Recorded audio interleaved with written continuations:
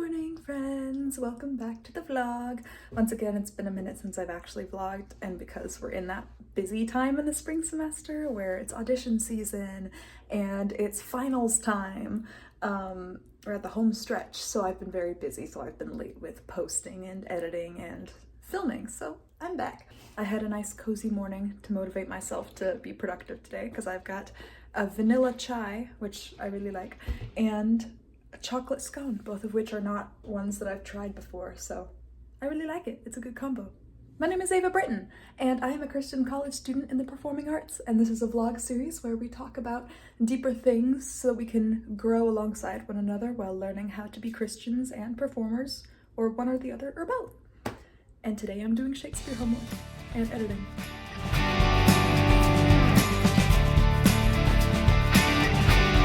So my professor yoinked my script from me during a rehearsal in class to demonstrate how I should act as Lucetta in Gentlemen of Verona with the letter that Julia's about to tear up and like how clumsy I am when I drop it. And he like completely crumpled my script, and apparently he stomped on it, and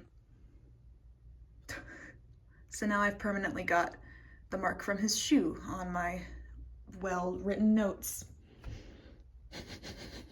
I finished my homework for the weekend, woohoo! So now I'm feeling kind of antsy and I want to get out of my apartment, so I'm gonna go for a little nature walk while I listen to one of my spring-themed playlists. I think I'm gonna continue listening to my Mayflowers playlist, which is my happy little spring songs that I like. So yeah, let's go.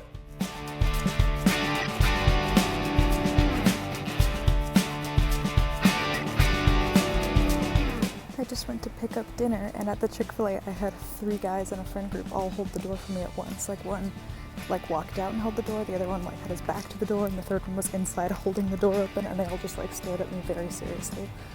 So chivalry is not dead. I thought that was funny. Yo, they gave me 4 Polynesians. I'm rich. Absolutely nothing tastes better than fresh Chick-fil-A after a long productive day. You can't change my mind. That's what it is. And which is funny because I didn't, earlier when I was picking up Chick-fil-A, I'm like, I feel like I wasn't as productive today as I wanted to be. And then I was like, girl, you accomplished all of your goals for today. You finished all of your work and all the specific assignments that you wanted to, that you were dreading getting done, and you did them. And you went on a walk for a straight hour around the entire perimeter of our campus. And so I'm like, you know what? It was a productive day, even if I felt short because I woke up late. It was a good day. Okay, so to unwind after getting all my work done for the weekend and to kind of celebrate that, I've invited my cousins Faye over to watch a movie. So I don't know what movie we're gonna watch yet, but I'm gonna get comfy. Okay, and now I'm gonna put my hair up. And I know a lot of you are probably like, girl, that's like the 8th time you've worn that shirt this week.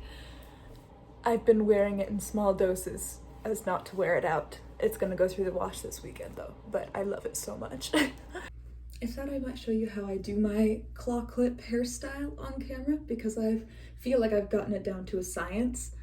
Of course, as I say that, now watch me not be able to do it on camera. But yeah, I know it's a common hairstyle and everyone has their own different ways of doing it, and I have very thick, curly hair, so it took me a while to figure out how to do it in a way that looks flattering. So I'm gonna show you. If you have similar hair to me, this is how I do it. I first pull my hair back into a low ponytail. I do kind of like a semi-low ponytail. And I have bangs, and so they fall out. Plus I like to pull out a little more. I need to get my bangs cut. I have a hair appointment coming up, so take a hair tie. I'm gonna put it around twice because I don't want it to be too tight. And then I'm going to I always start with a little finger here and pull it and then grab it this way and twist it up as if I'm gonna wrap it around itself into a bun. But instead of going around it into a bun, I'm just gonna keep twisting it up. And then what the Rockettes do is they take 2 fingers here, top of the head, and then loop it at the top and twist it through, that kind of thing, and follow through the twist. If any of that makes sense at all. And because I have long hair, I then wrap this bit around the bottom of the hair tie and then kind of just hold it there. Take the claw clip, meet it in the middle. And usually I have, because it's gotten really, really thick, because I need to get my hair cut soon, that's what it looks like for now. Okay, drastic heel turn change of plans. My cousin Solveig isn't feeling well, and so we're gonna be postponing the movie night till tomorrow. But I just checked Instagram and there is an improv performance with our theater department's improv team tonight at 9 p.m. So I can still make it. So I'm just gonna leave this top on and I'm just gonna switch out the pajama pants and then I'm gonna go see the improv team.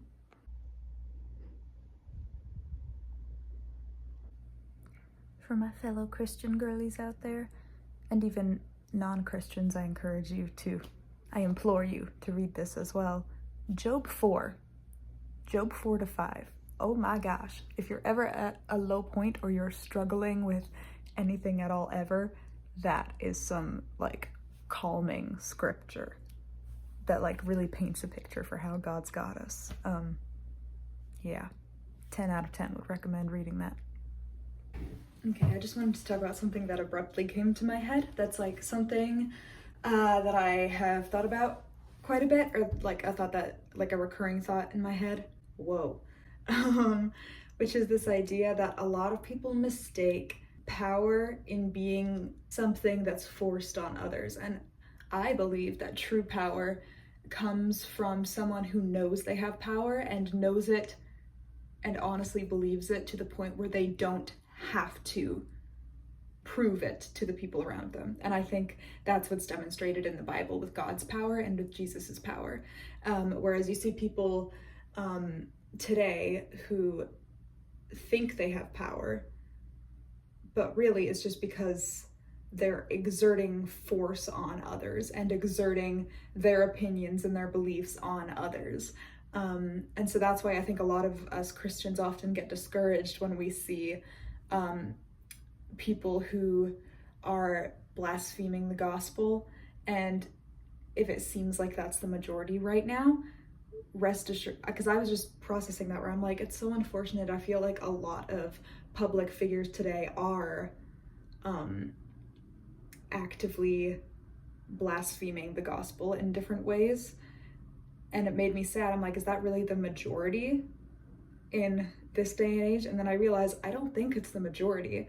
I just think that maybe the people who uphold those beliefs feel the need to express it more loudly than those of us who know the truth of the gospel, because they believe that power comes from expansion, and we know that power comes from Jesus, and we don't need to exert his power on other people because he just is, you know, because he says in the Bible, I am. That was just something that I thought about because we were talking about power in my acting class the other day. I feel like that is something that I learned at a young age. Like when I was 13 or so, I played Mary Poppins in a youth theater production of Mary Poppins Jr. And I remembered watching a bunch of other performances and portrayals of Mary on the interwebs and being upset or confused as to how people are playing it, because it seems like it's a very straightforward character, you know, Mary Poppins, Julie Andrews. But a lot of people I found, especially in the musical, there's a scene with like an evil nanny and they have a little face-off. I feel like a lot of the Mary Poppins I would see were just kind of like really like fighting the evil nanny. And I'm like, that's not Mary Poppins. And I'm like, the reason it's not Mary Poppins is because the Julie Andrews Mary Poppins that we all know is the one who knows that she's in control and doesn't have to show you she's in control by exerting force on the antagonist. She just is, and she's like, I know I'm in power. And the same goes for so many other roles. And we had that discussion in my college level acting class like a couple weeks ago when we were talking about King Oberon and Queen Titania in Midsummer Night's Dream, because some people have monologues from that, where it's like there's the misconception that power is the ability to control others, and sometimes people try to do that by like hands-on aggression, like force, when really true power is like you believing that you have that power and just standing firm in that. And I feel like that connects to both my Christian philosophy and my acting philosophy, where less is more.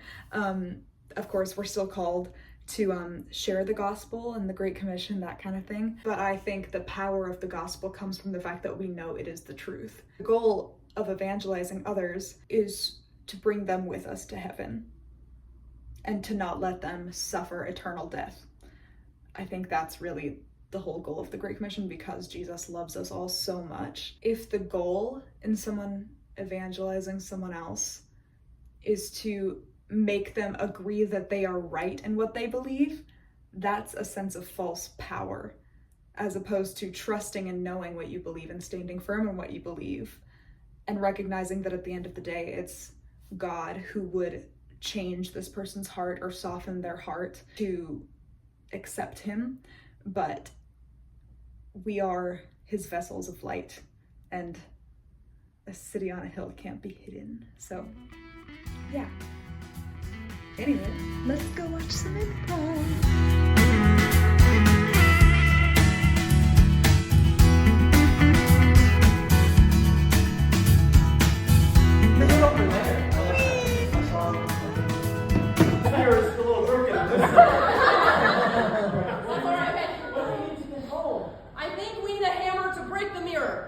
Right, you go grab it. Here's the hammer. It's a little bouncy. Okay. The camera's bouncy. 1, 2, Unclear after. Okay. Oh, you broke it. Oh, Susan, we're home. I have a very astute makeup routine. I also have a good wig routine. I can connect you with my barber if you want, but always natural beauty, baby. Yeah. Being from Ohio, the 4 letters, I only do makeup on the parts of my face that have 4 letters. So, lips, lash, brow, skin, only those parts. Rather than doing a morning face routine, I use a full body routine. And you know how I do that? I use a pelt of a moose. And I make myself nice and warm every day. It helps with my skin, plus it's a nice coat. Yeah!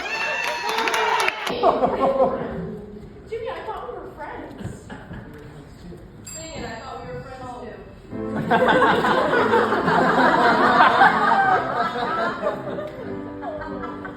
Thought we were friends. Me and you. This is how it was supposed to be. It was supposed to be you and me. Now you've gone and wrecked it. So now we will duel. I just grabbed this thing that was on the wall. And now I will kill you. Wait, guys, stop. Please make up. Wait, guys, stop. Please make up. Wait, guys, stop. Please make up. Want to make I will retrieve you. This isn't our end. We can leave here together. You and me. Let's forget Professor. You will see. You make up. Let's make up. Let's make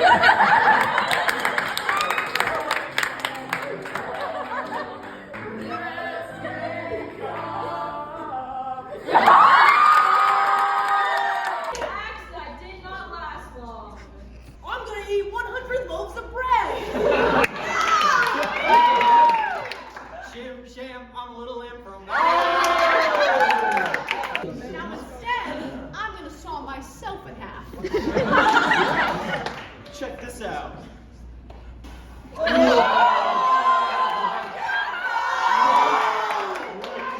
Check this out.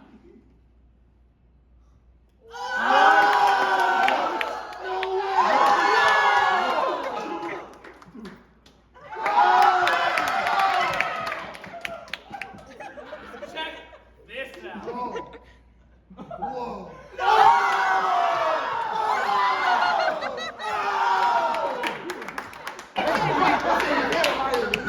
So here's my 2 weeks notice. I want to thank you for everything that you've given me, but goodbye. Hey, I was hoping you would give me a raise.